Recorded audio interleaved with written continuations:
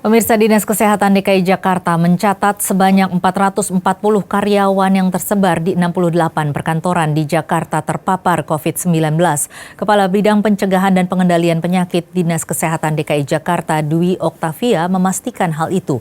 Mengapa terjadi demikian? Kita akan membahasnya dengan pengamat kebijakan publik Trubus Rahardiansyah. Selamat sore, Pak Trubus. Iya, Pak Trubus, ini perkantoran dikatakan menjadi klaster baru penyebaran COVID-19. Ini sebenarnya apa yang terjadi? Apa yang salah di sini? Karena sebenarnya saat ini kan protokol kesehatan juga sudah diterapkan.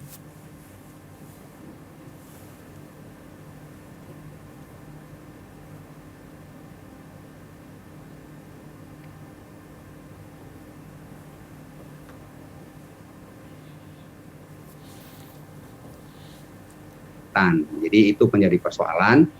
Yang ketiganya menurut saya memang itu ada persoalan di pengawasannya yang lemah gitu loh.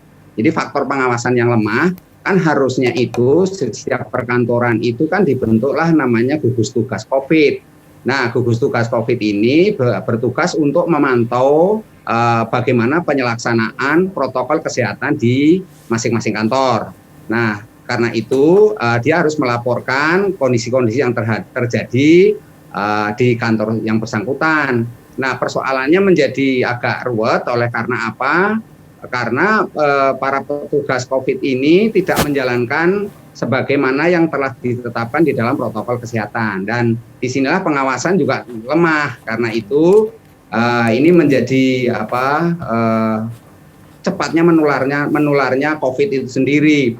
Di satu sisi memang COVID ini rupa-rupanya sudah mendekati daerah-daerah di mana masyarakat yang berkerumun termasuk di kantoran itu COVID itu menyebar dengan cepat. Karena apa? Interaksi antar karyawan atau antar pegawai memungkinkan adanya penularan secara langsung. Nah, ini protokol kesehatan adalah satu-satunya cara agar perkantoran tetap jalan di satu sisi, kemudian juga kesehatan juga tetap terjamin.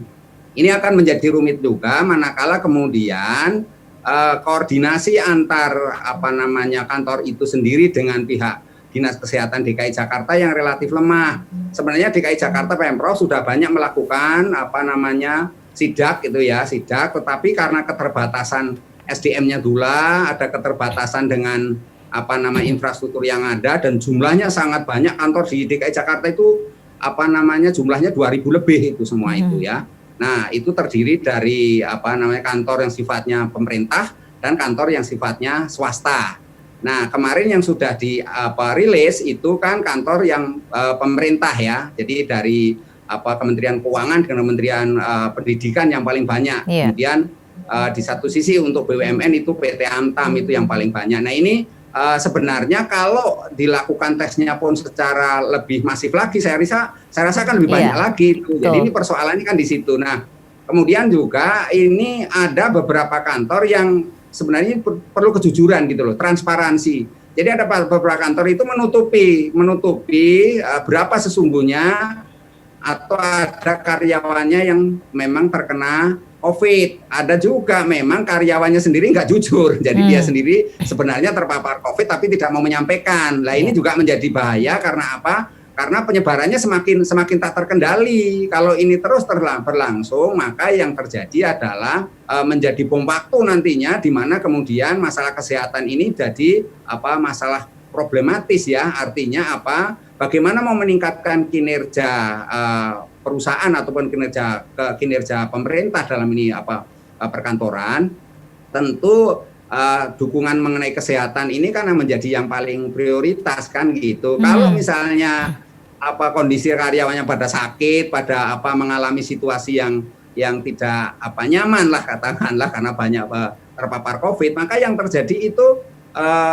produktivitasnya jadi mau rendah gitu loh. Jadi ini ya juga harus dipertimbangkan. Di sisi lainnya kemudian ya kan Pemprov DKI ini memang sekarang harus proaktif ya kan, turun ke bawah dalam ini dinas tenaga kerja lah misalnya Disnaker itu energi itu harus langsung itu mengecek langsung ke lapangan. Dan kalau memang ada kantor-kantor yang positif karyawannya ataupun pegawainya itu terpapar COVID itu ya harus segera ditutup saja dulu gitu. Jadi ditutup, kemudian dilakukan pembersihan. Cuman masalahnya ini begitu ditutup ya kan, taruhlah 14 hari ditutup, nanti dibuka lagi, muncul lagi, baru lagi. Lah ini juga akan menjadi beban berat juga gitu. Karena itu memang satu-satunya cara adalah bagaimana memastikan protokol kesehatan itu bisa berjalan baik di kantor-kantor itu sendiri. Dalam hal ini tanggung jawab kepala kantor, dalam ini kepala gugus tugas yang dibentuk itu harus benar-benar melaksanakan secara transparan dan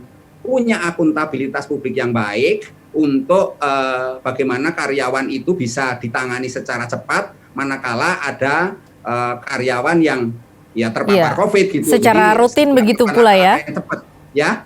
Dan juga secara rutin, secara berkala dilakukan, karena kalau sekali-sekali saja kan juga kan kita tidak bisa mengetahui lebih lanjut bagaimana perkembangannya. Iya, jadi memang harus rutin, secara terus-menerus, kemudian juga ya kejujuran dari ini juga dari kepala kantor itu sendiri ya, jangan menutupi kantor-kantor itu, jangan menutupi ada karyawannya yang terpapar COVID gitu, termasuk juga dari sisi karyawan. Jadi ini memang diperlukan partisipasi, kolaborasi kedua belah pihak, baik dari pegawainya kantor sendiri kalau kita bicara kantor, juga kepada yang namanya Pemprov ya, Pemprov ini dinas-dinas tenaga kerja.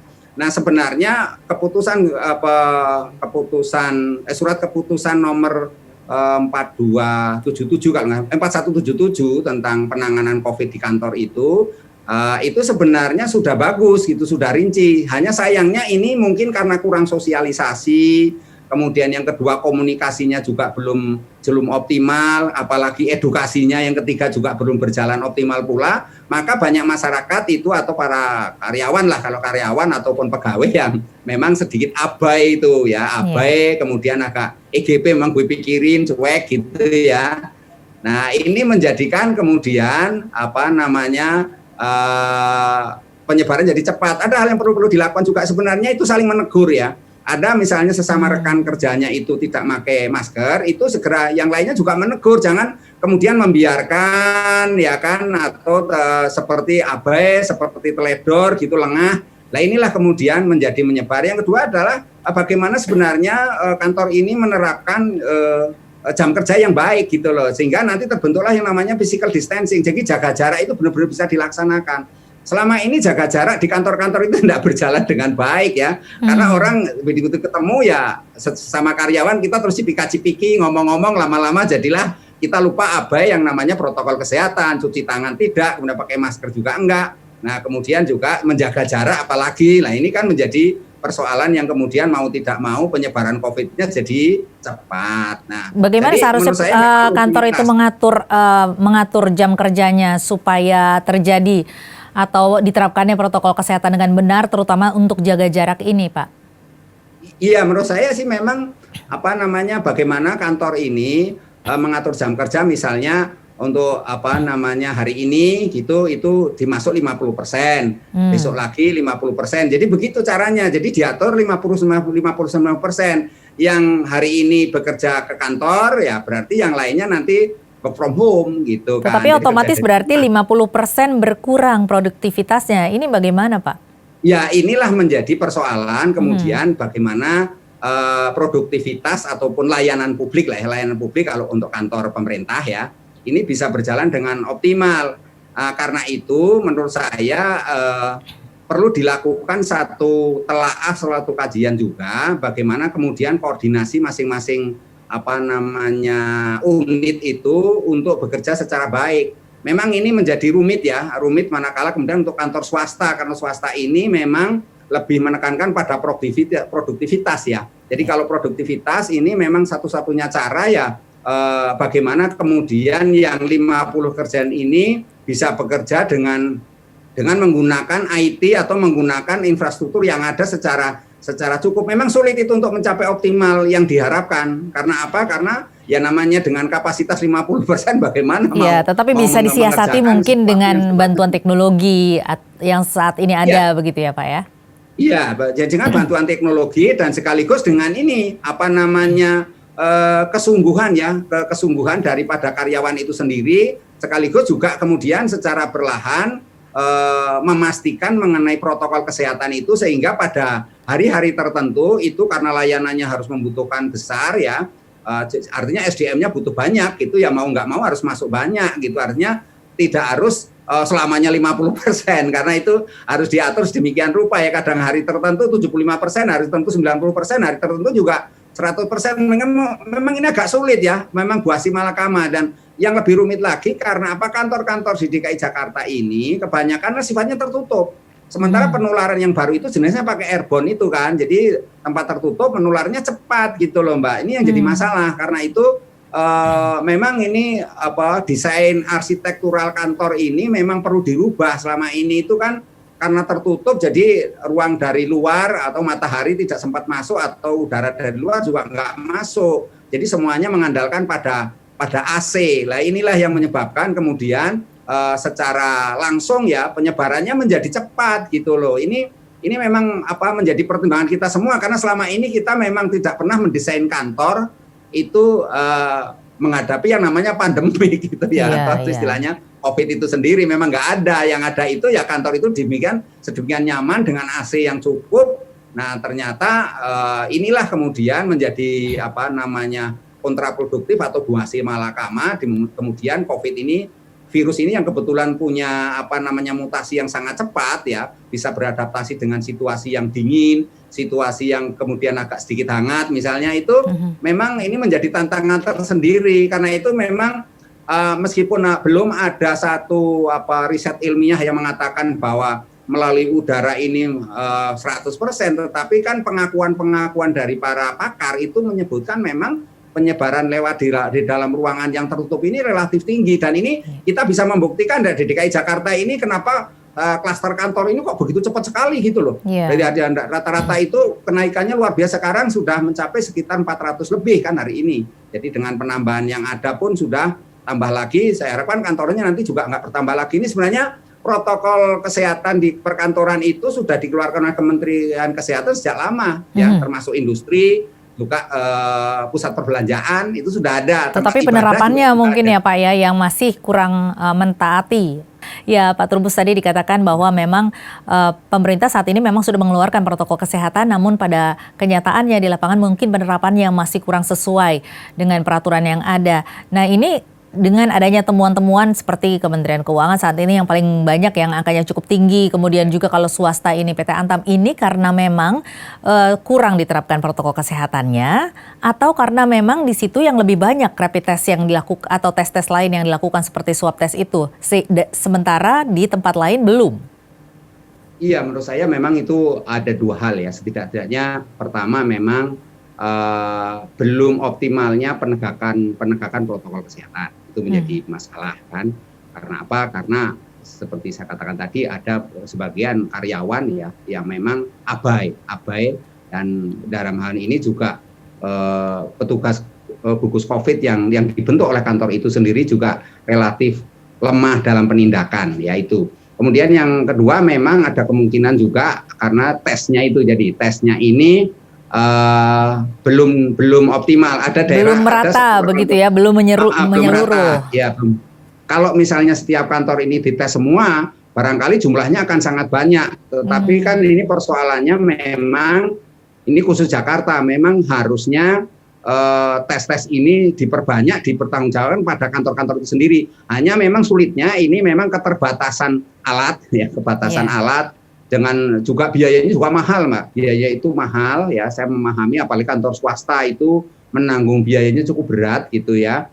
Sementara tes itu hanya mampu bertahan 7 hari untuk PCR kan. Jadi kalau rapid test sekarang udah nggak dipertimbangkan lagi ya, PCR. Jadi PCR itu hanya berlaku 7 hari, artinya setelah 7 hari harus tes ulang lagi. Nah, biayanya untuk mengetes ulang itu yang menjadi masalah, Mbak. Kalau kantor pemerintah barangkali pemerintah bisa menganggarkan, tetapi juga saya rasa dengan kondisi sekarang pemerintah juga berat untuk menganggarkan sejumlah yang dirikan. Kalau misalnya sebulan 4 kali kan kelenger Mbak, kita hitung Nah, aja 4 apakah kali menurut satu Anda orang. ini pemerintah perlu memberikan dukungan seperti insentif dan sebagainya, terutama untuk perusahaan-perusahaan swasta agar semua bisa memberikan PCR atau swab test kepada karyawannya secara berkala dalam waktu seminggu sekali seperti itu?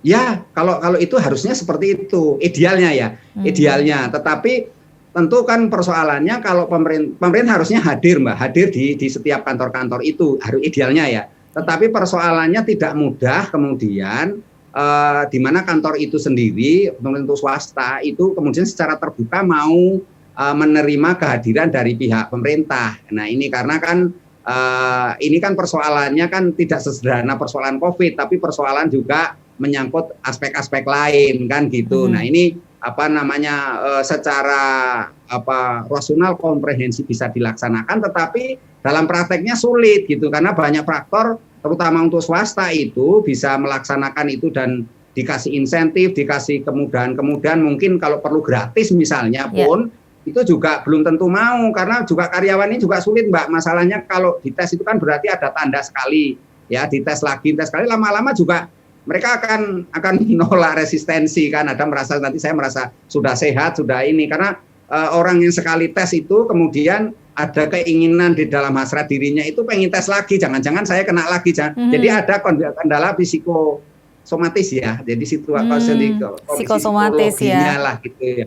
Iya, jadi ada ini. Nah ini juga harus dipahami, tetapi saya yakin itu kesadaran masyarakat, kesadaran pegawai ini sebenarnya, karena pegawai ini begini Mbak, rata-rata kan relatif pendidikannya kan tinggi ya, relatif baiklah relasi, kecuali masyarakat awam yang tinggal di kampung-kampung kita memaklumi ada penolakan. Tetapi kalau misalnya yang di kantor ini kan dengan pengetahuan yang cukup, tahu bahwa corona ini sangat berbahaya, tahu bahwa corona ini akan membawa dampak tidak hanya bagi dirinya, tetapi juga bagi keluarganya di rumah, termasuk saudara-saudara itu tetangganya. Saya rasa kesadaran itu cukup baik. Hanya persoalannya bagaimana dia mau secara mandiri atau secara kesadaran diri gitu untuk dilakukan pengetesan gitu Mbak. Jadi kebanyakan mereka juga menolak nggak mau kalau sudah dites sekali 2 kali ya dia oke, tapi berikutnya kadang-kadang dia nggak mau gitu. Iya, jadi sikap mental itu yang biasa diterapkan oleh karyawan ini yang masih kurang mendukung menurun atau melandainya grafik ya. Iya, jadi memang ada namanya perilaku Mbak, faktor perilaku ini. Jadi perilaku itu kan ada knowledge, pengetahuan, ada attitude, ada sikap, dan ada practice ya. Jadi practice itu artinya prakteknya. Jadi antara K, E, dan P itu sendiri, jadi antara knowledge, pengetahuan, sikap, dan praktek itu seringkali menjadi masalah di mana kemudian ada resistensi gitu, resistensi menolak. Tetapi karena ini sifatnya pandemik dan berbahaya, saya rasa kita harus ada penegakan hukum, karena itu sebenarnya yang tahu persis itu adalah gugus tugas yang dibentuk di masing-masing kantor. Iya, dan juga kemungkinan ada begini Pak Trubus, ada ketakutan dari karyawan jika nanti dirumahkan karena ketahuan positif COVID-19 ini akan dirumahkan secara permanen ataupun di PHK. Nah ini menurut Anda apa yang sebaiknya dikeluarkan, kebijakan yang dikeluarkan oleh perusahaan sendiri terkait dengan hal ini? Iya, perusahaan harus mengeluarkan kebijakan yang transparan bahwa mereka yang istilahnya terpapar COVID setelah dites itu, istilahnya positif gitu ya, itu tetap ada jaminan dia tetap memperoleh penghasilan, artinya tetap memperoleh gaji lah kira-kira gitu. Jangan kemudian ada perasaan dia takut nanti dipecat, takut kemudian dirumahkan, takut ada lagi tidak digaji lah. Ini yang menjadi masalah. Memang ini persoalannya ada beberapa kantor Mbak yang dalam hal ini tidak terbuka. Karena apa? Karena di situ keberadaan COVID ini seringkali tes COVID ini dijadikan alasan untuk istilahnya merumahkan karyawan. Itu ada. Jadi memang hasil pengamatan saya dan beberapa teman di diskusi seringkali kita temukan, kasus-kasus itu beberapa karyawan itu diberhentikan tanpa alasan Mbak. Yang alasan itu hanya karena yang bersangkutan dites COVID ini, jadi dengan alasan 14 hari ini dianggap sebagai melebihi dari batas ini. Kalau nanti dites lagi positif lagi kan kantornya rugi Mbak. Nah ini bagaimana peran pemerintah dalam hal ini untuk menjamin karyawan tersebut? Bisakah Pak, pemerintah untuk turun tangan untuk menangani hal ini? Ya, pemerintah menurut saya hadir dalam hal ini membuat peraturan yang jelas bahwa ada kesepakatan di mana kemudian ini kan ada anggaran yang diperuntukkan untuk semacam pinjaman lunak atau bantuan dari pemerintah terkait dengan penanganan COVID ya kan jumlah total itu kan 980 triliun itu ada sebagian untuk untuk perusahaan pengusaha pelaku usaha lah ya. Nah, inilah kemudian pada saat tertentu memang mereka sudah sepakat nih ya, ini masalahnya sudah sepakat tidak akan melakukan PHK, tetapi yang terjadi pemerintah juga bingung juga tuh. Ada juga sudah dikasih pinjaman lunak, dikasih bantuan, tapi ternyata tetap aja mem-PHK. Itu juga ada itu, Mbak. Jadi ini menurut saya memang harus pengawasannya ada, yang perlu ditingkatkan begitu ya? Betul, ya penegakan dan penegakan hukumnya benar-benar harus tegas benar karena sulit ini memang, Mbak. Persoalannya COVID ini tidak berjalan, ada batas waktunya sampai kapan kan? Ini kan di DKI Jakarta aja masih diasumsikan belum sampai puncaknya, Mbak. Nanti puncaknya baru nanti diperkirakan bulan September lah. Kalau sampai puncaknya nanti bertambah lagi, apa yang terjadi kemudian kan? Dalam arti bahwa perusahaan-perusahaan ini kan babak belur untuk membiayai ini karyawan. Nah, yang menjadi sulit juga seperti pusat-pusat perbelanjaan yang sudah dibuka kemarin itu pun ternyata juga banyak pengunjungnya itu sepi pengunjung kan. Jadi apalagi yang kemudian terpaksa ditutup kayak Dior itu ya itu jadi kan. Ini memang perlu kan kerjasama yang erat antara pemerintah dengan perusahaan dan juga dengan masyarakat, sikap mental dari masyarakat sendiri. Ya baik, Pak Trubus, terima kasih banyak telah bergabung bersama kami. Sayang sekali durasi kita terbatas. Tentunya lain kali mungkin kita akan undang kembali untuk membahas mengenai hal ini lebih jauh. Baik, terima kasih Pak Trubus telah bergabung. Sama-sama Mbak.